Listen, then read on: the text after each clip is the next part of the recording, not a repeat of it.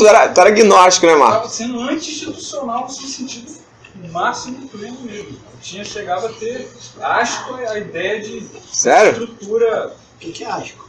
Eu vejo no sistema hierárquico um problema, entende? Eu vejo que a hierarquia no sentido secular, ela de fato não corresponde ao que a igreja é. O sistema hierárquico da igreja é igual aquele dia a gente estava conversando. Ele meio que dilui o poder, centraliza humanamente, mas centraliza divinamente. Ou seja, Deus controla, mas o poder é diluído, descentralizado no aspecto antropológico. Ou seja, o homem não é o centro do poder da igreja. O poder é diluído. E Cristo e o Espírito regem a igreja. Então, eu ainda vejo problema na estrutura institucional atual, mas nada que vá negar. Eu mesmo agora faço parte de uma igreja. Aí, foi curado, né? Aí, pastor, segura santo, chupa essa maga aí. Agora dilui o resto. Deixa eu falar sobre divisões, né, da doutrina. Às vezes você até permanece na instituição. O problema é quando você... essa divisão já está dentro de você. Você já vê mais ali. Aí, claro, experiência é experiência, né? Mas eu era novo convertido e tinha esse problema de absorver tudo. E aí, eu novo convertido, os primeiros livros que eu li, entre os primeiros, o primeiro foi Celebração da Disciplina, de Richard Foster, aquele livro fantástico. E depois um amigo da escola adventista. Não sei se tem alguém aqui adventista, nada contra, né? Um grande amigo, né? Sem problema algum. Tô zoando. Não. Só pra te deixar tenso. E aquele livro, Terceiro Milênio, imagina, tudo novo convertido. Eu consumi aquilo em 2 dias, tal. E aí começou, não, que o Papa é a besta, tal. Interessante, eu tinha pensado dessa maneira, ainda mais eu que tinha vindo do catolicismo. Aí começou, tá com uma visão do livro, tá? Aí veio falando que só vai pro céu quem tem a marca de Cristo. Poxa, claro, só quem tem a marca de Cristo. O problema é que mais à frente eu falei assim, a marca de Cristo é guardar o sábado, porque o restante, né, rompeu com a marca e quebrou. A gente entrou em crise, eu falei assim, por que você me levou pra igreja Nazarena? Essa igreja é herética que não guarda o sábado. E foi uma crise. E eu me lembro que eu já estava no culto e eu não conseguia nem prestar atenção no que as pessoas pregavam, porque eu já estava assim, o que eu tô vendo agora? Como é que vai ser isso? E aí eu fiz algo que eu não recomendo nunca a ninguém, né? Aquelas roletas russas gospel que a gente faz, né? Quando é novo convertido, eu abri a Bíblia e Romanos, né? Como sempre, né? Por isso que eu gosto de Romanos. Foi libertador, que aí quando eu abri em Romanos 14, que uns fazem diferença de dias, um fala que pode comer tudo, eu li e tive esse coração aquecido, Eliane. A questão é que, assim, eu tenho um problema que, não sei se são um mal, né, mas uma sede pelo conhecimento que às vezes eu enfrento comidas que não era para eu enfrentar. Como eu estudei muitas outras religiões antes de me converter, eu era novo convertido, eu queria ler o Evangelho segundo o Espiritismo. Foi uma experiência espiritual um pouco pesada. E eu senti de forma clara o Espírito Santo falando para você, não é para tu ler isso aqui, larga esse negócio. Eu tinha lido também, assim, eu comecei a ler, eu ainda não tinha estrutura doutrinária para ler algumas informações, entendeu? Paulo Bravo, Partierma, rapaz, Partierma. O cara toca, né? Então assim, a teologia liberal mexeu muito comigo. Então assim, eu já entrei muito em crise de chegar ao ponto, né? Graças a Deus ano passado. Mas o bom é que isso também fortalece. Foi ano passado, né? Que foi? Ano passado? Ano passado. Não, desculpa. Eu entendi ano passado. Ano passado, já tem. Mas eu já tinha uma experiência de chegar pra Deus num quarto e falar assim, se tu existe, fala comigo que eu tô, tá bravo, eu tô zerado aqui, não tô acreditando mais. E o bom é que Deus é tão maravilhoso que é um Deus que responde. Isso, né, vou concluir com uma experiência de um amigo, né, uma experiência que ele contou, né, ele experimentou, eu achei interessante. Ele disse que estava conversando com outro amigo, a história é essa, 2 amigos conversando sobre Deus e vendo a maldade no mundo, sei que isso tudo tem resposta filosófica. Mas a conclusão dele foi o seguinte, não, peraí, Deus não existe, cara. Ele é mesmo, né, Deus não existe não. Aí no dia seguinte eles foram embora, no dia seguinte eles iam se encontrar de manhã, e um amigo dele chega na casa dele para chamar eles. Aí ele tá lá de joelho orando. Né? Ele fala assim, cara, a gente não chegou à conclusão ontem que Deus não existe? E ele falou assim, não, sim, a gente chegou à conclusão que Deus não existe, mas ele não tem nada a ver com isso.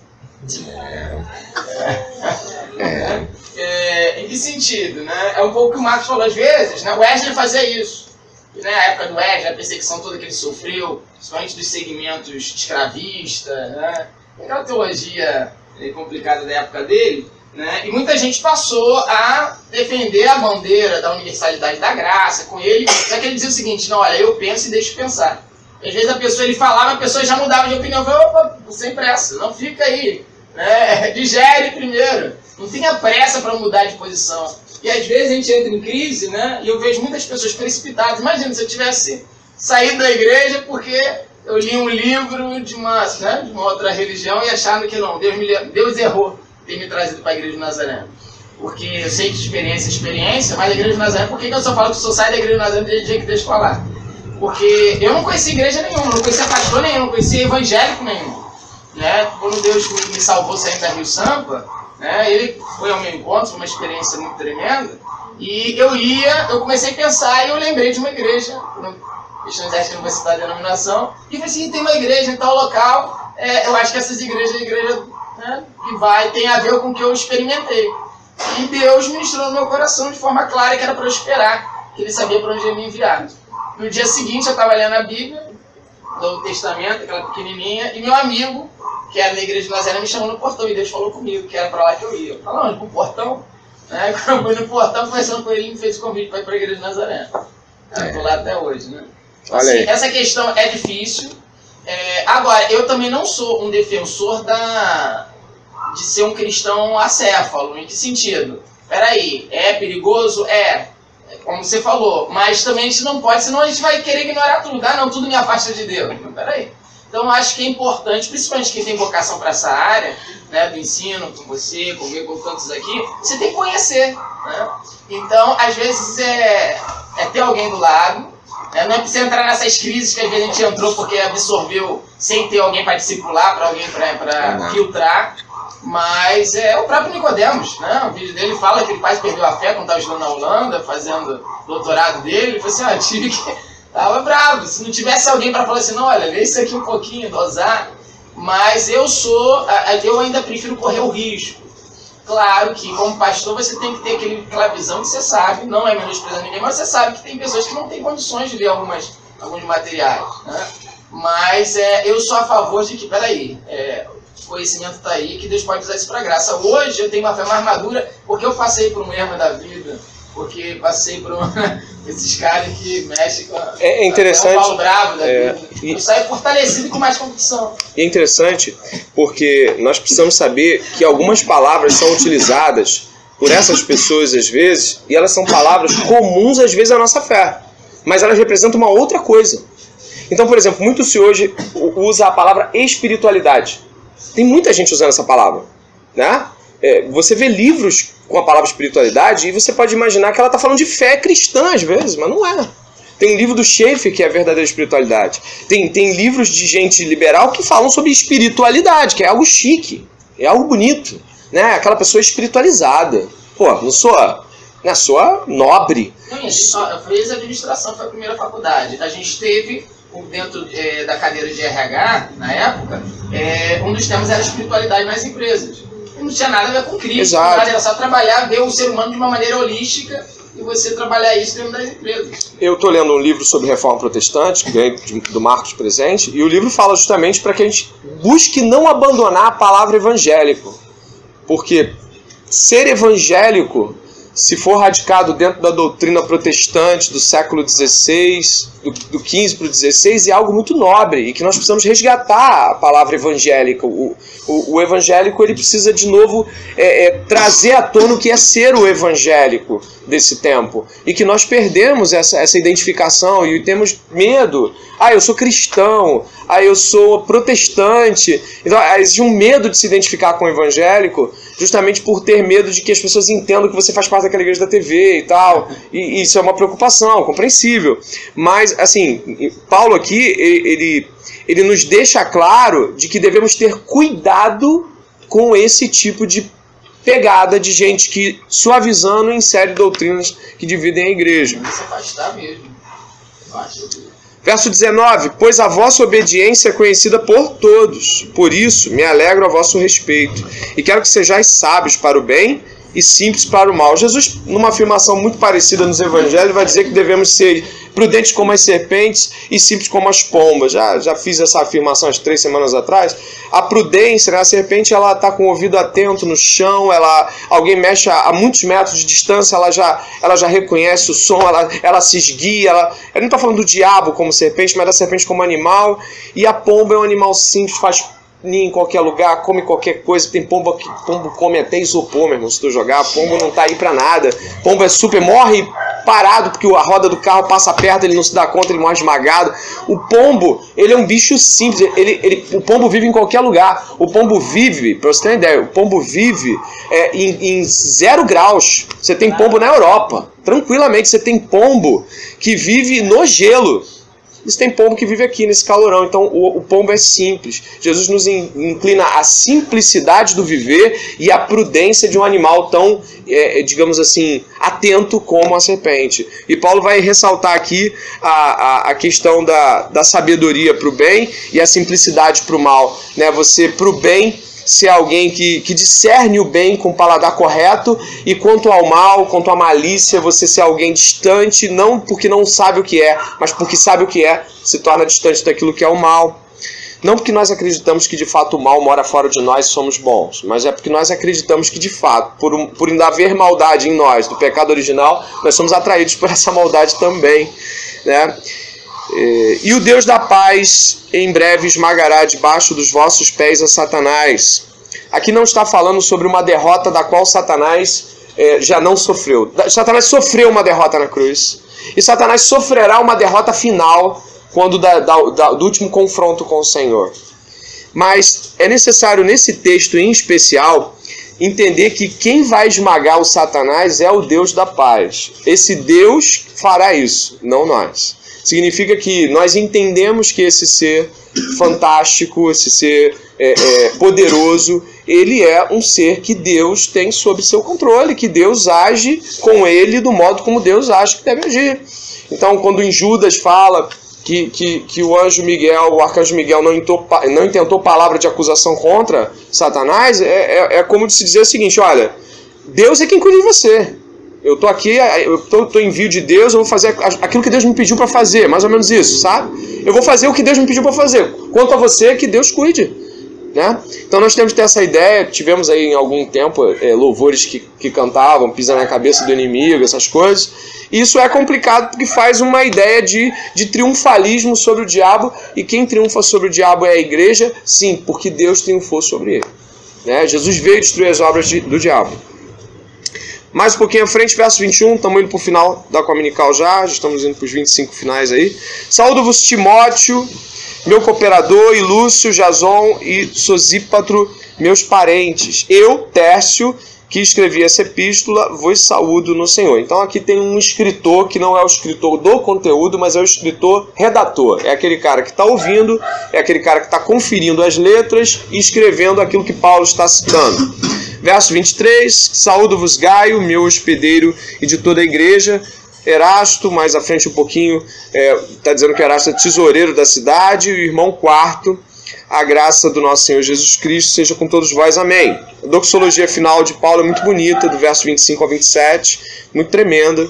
Vai dizer assim: ora, aquele que é poderoso para vos confirmar segundo o meu evangelho e a pregação de Jesus Cristo, conforme a revelação do mistério guardado em silêncio nos tempos eternos, e que agora se tornou manifesto e foi dado a conhecer por meio das escrituras proféticas, segundo o mandamento do Deus eterno, para a obediência por fé entre todas as nações, ao Deus único e sábio seja dada a glória por meio de Jesus Cristo pelos séculos dos séculos. Amém.